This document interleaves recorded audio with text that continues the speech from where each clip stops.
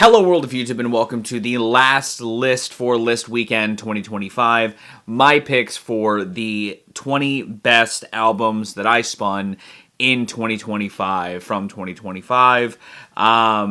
Like this decade has proven year after year so far, the album as a format is not done being explored with when it comes to genre bending, embracing new sounds and using it as an avenue to tell a story, something that I love to see. And like so many years, there was a bountiful amount of records that I didn't get to, that I'll get to at some point, I'm sure, but I still had enough that I loved regardless. Give it a like if you're excited to see me talk about my favorites from the year. Let's go ahead and get started by talking about...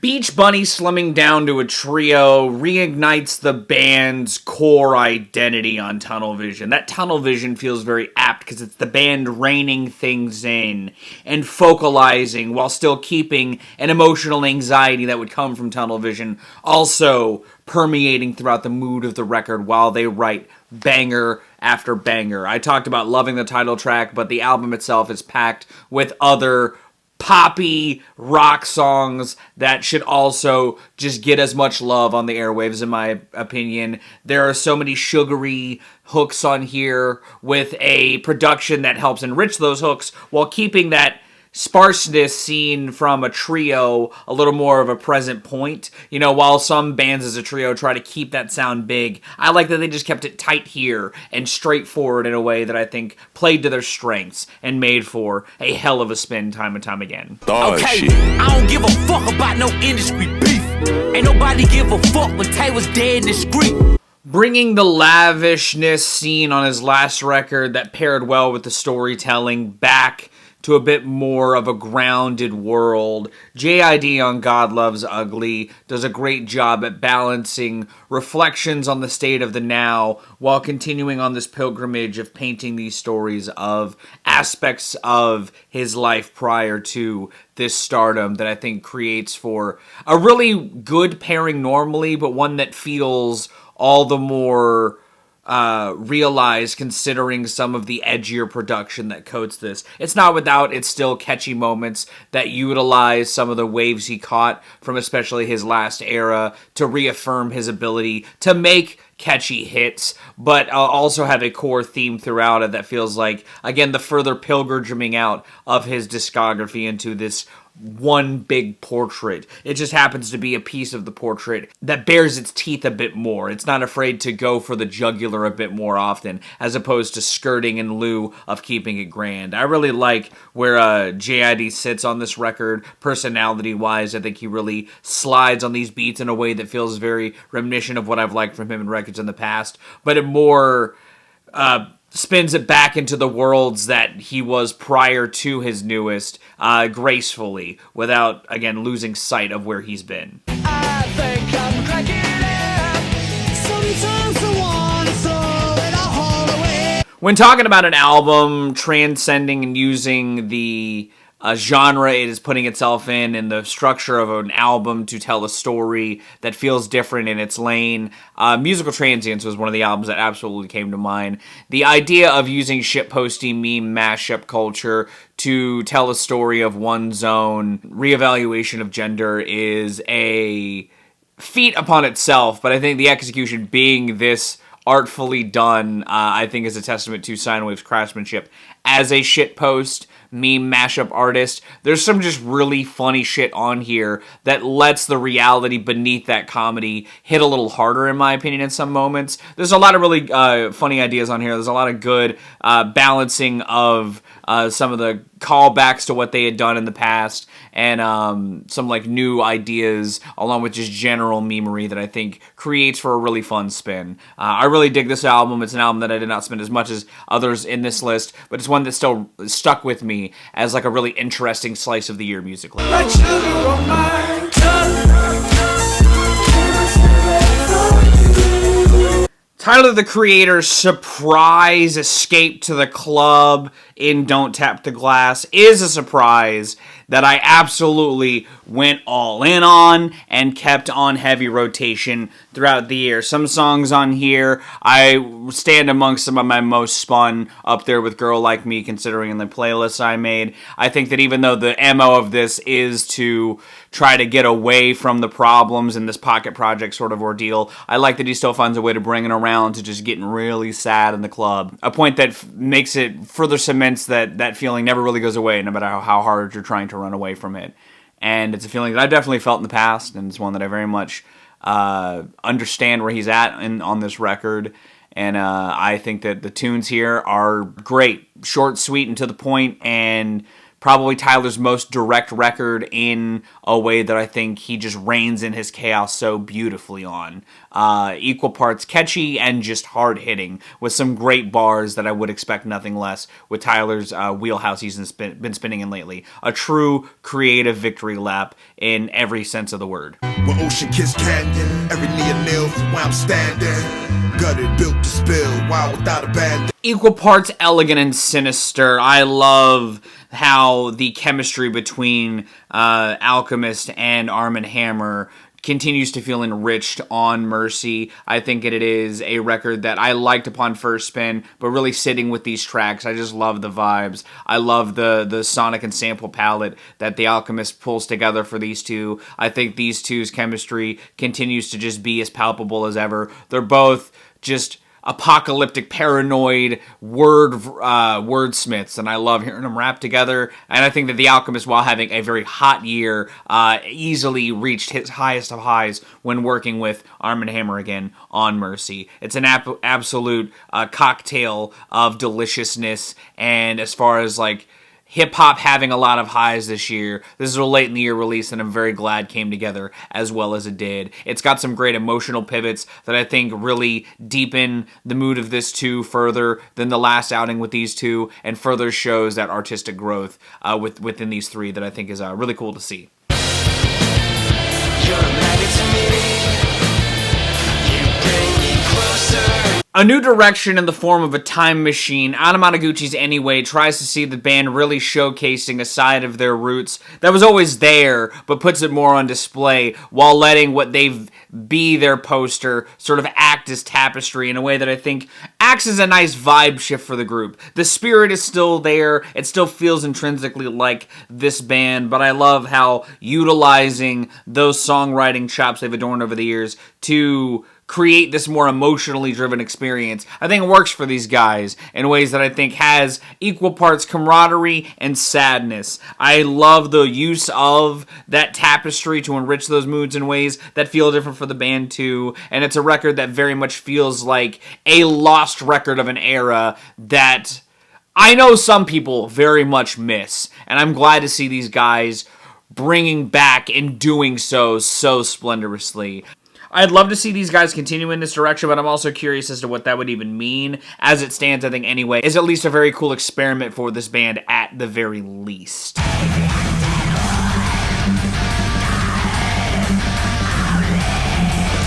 This new Deft Heaven is pretty fucking choice. I never filmed my section for it for the video, but I really love how they brought back the heaviness after easily their dullest record and found a way to bridge the soft density that coded parts of that with their typical brand of black metal inspired greatness that I think taps into a real sinister edge lyrically that I think helps reintroduce their heaviness in glorious splendor. It's a record that absolutely dominates in sound and I think is easily one of the peaks in their career. Absolute dazzling production, fantastic use of thematics, and just a really well done heavy experience that came out earlier in the year and still shined above everything else that I heard in its lane. I thought you were gonna catch me.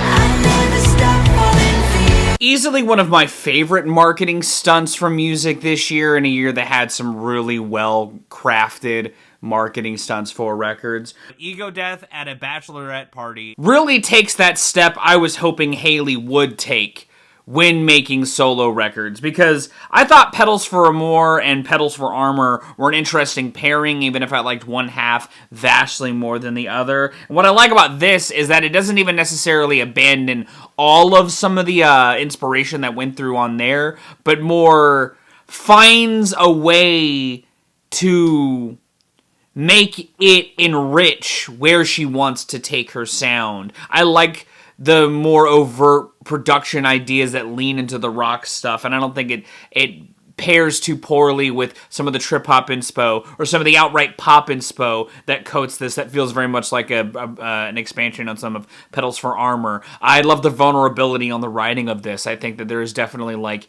a feeling on this record that I think Hayley does a good job at letting the listener in on. There's a headspace, there's a mood that she's going through while dealing with this wildly dissolving relationship and going through changing of medication, something that could be a wild thing to go through in their own rights, but paired together creates for an interesting headspace. I think that it is a well-crafted, creative experience, though. The tangent she gets still fit within the mood and theme on what feels like this weekend from hell that was whatever bachelorette party inspired parts of this album.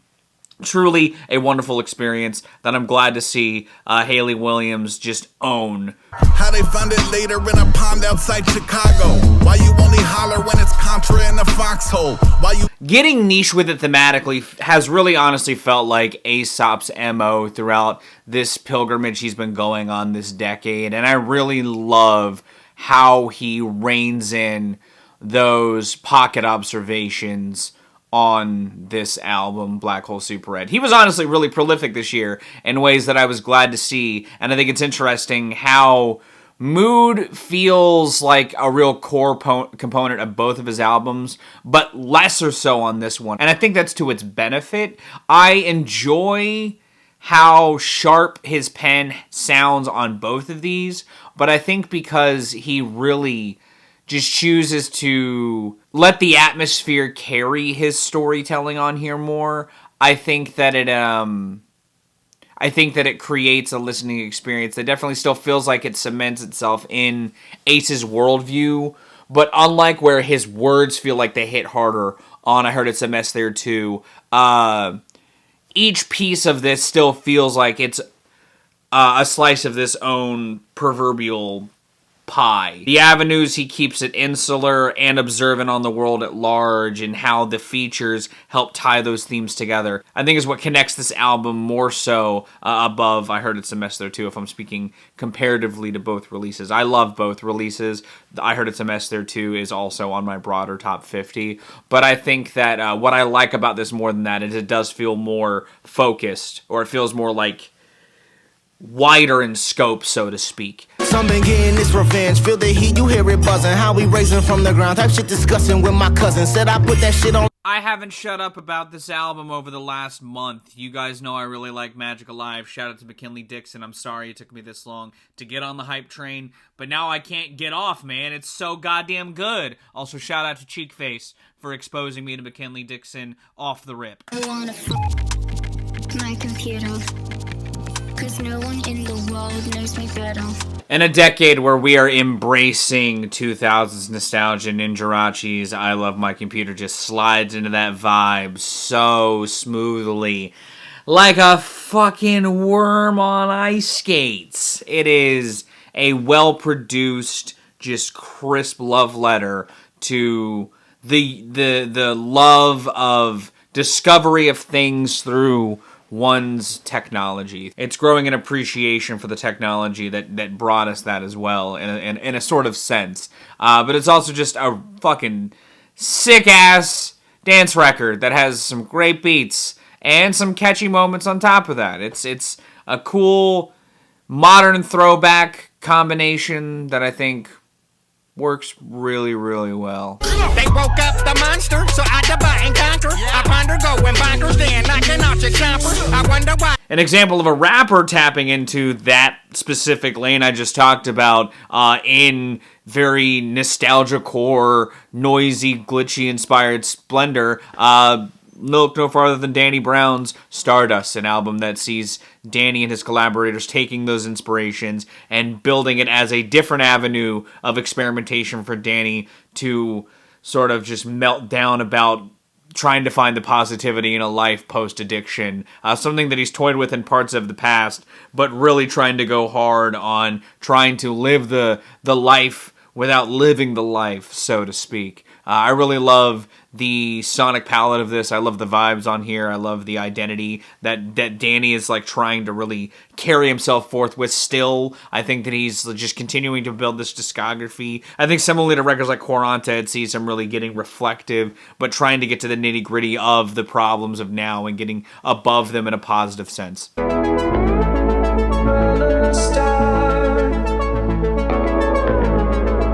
Speaking of trying to bask in some positivity, especially in a world so chaotic and grim, Twerp's The Longest Weekend is the Labor Day album to end all Labor Day albums. It feels like it's focalized around taking this extended weekend, unplugged from the world, and getting in touch with roots of sorts.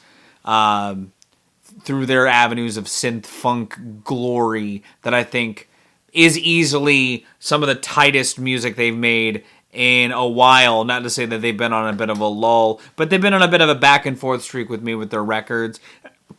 But I think that this is easily their best record in a while. I really love the cohesion across the track listing here. I love how they very much set the vibes and sustain the vibes while having this heart and through line that I think doesn't lose focus. It's what I love about records of theirs, like Return to Wherever, but focalized around the realms of disconnecting from it all in a world so bogged down with noise. I really appreciate their approach to that concept, and I think it easily makes for a lovely spin if you're wanting to get into that kind of energy. It's culturally inappropriate. So be it, so be it.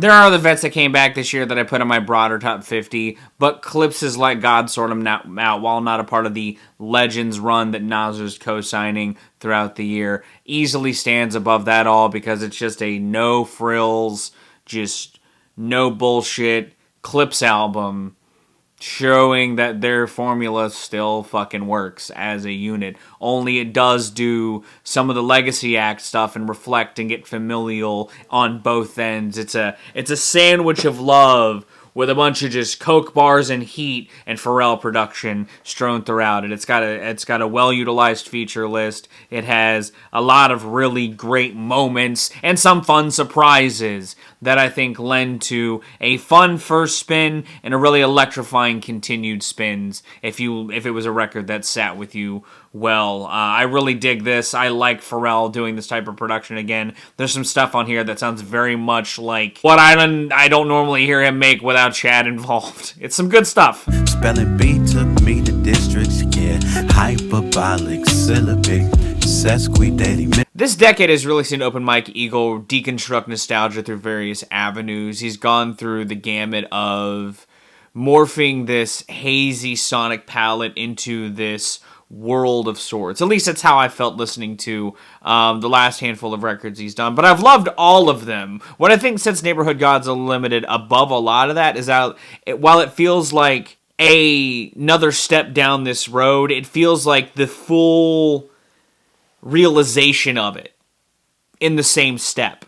You know, it feels like it really embodies a great balance of well-constructed reflection, poignant dramatics, and the art of being funny. I talked about it yesterday with the Clark Kent single, but again, there's other funny songs on here. There's other funny moments where he provides his own ad-libs that I think make for some nice points of brevity amidst the ambient or, more sparse, hazy soundscape that he works with on here. But I really love this album. I think that it is a fantastic notch in Mike's belt, and I think that he's really mastering this craft in this world, and I think it very much goes full circle along with bridging to somewhere new that still feels kind of fresh and cool at the same time. Riding from Manifest Destiny.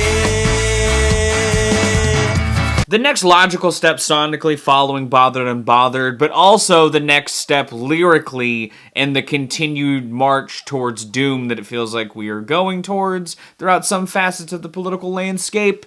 I think that this record feels very poignant from a songwriting stance and continues to reinforce the importance of punk with purpose, and how ska can remain a fantastic vessel for that energy. I really love what Jared does on this project songwriting-wise. I gassed it up yesterday in The Way You Tune It Out, and like I said in that video, The Way You Tune It Out very much feels like the catalyst that gets to the heart of what makes this record really work. But what I love about the full album experience is that it has come around on that militant edge to make it a more human connection, and I really love that about it. Mouth full of toothpaste, looking in the mirror like I know my day coming. I pray it's not today.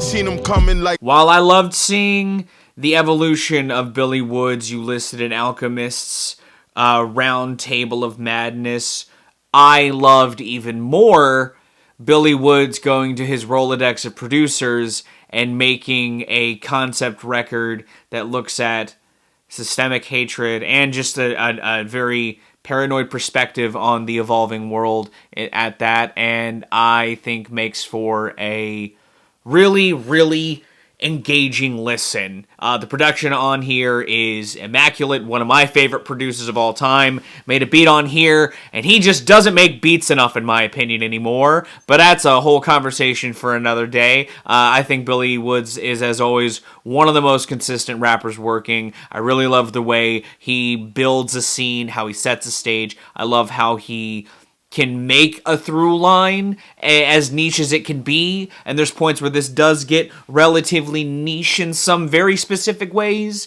but I like how he approaches it, and I think that, like every time I talk about Billy, I just walk away loving the way he pulls together a project. He's an artist with a vision when it comes to tackling a record that I really admire, and I think that similarly to how Mercy finds this uneasy edge amidst hopefulness, or, you know, something to that, sort, this record just really stews in something dark and just makes for just as engaging of a listen in a different spirit entirely. I got the face of an immigrant. Some people love how me raised on my innocence.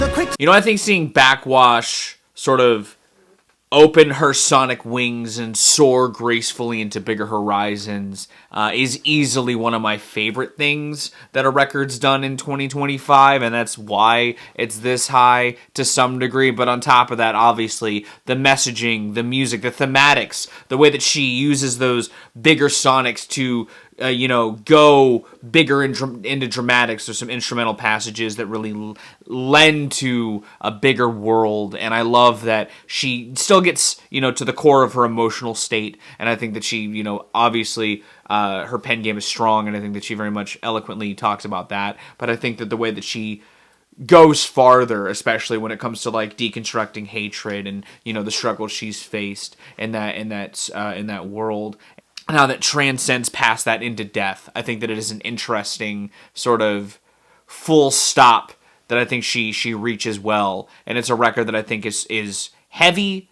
it's emotional, but it's very well crafted at the same time. And I really love what she does on here. I waited all this time, now I guess it's time I cannot try.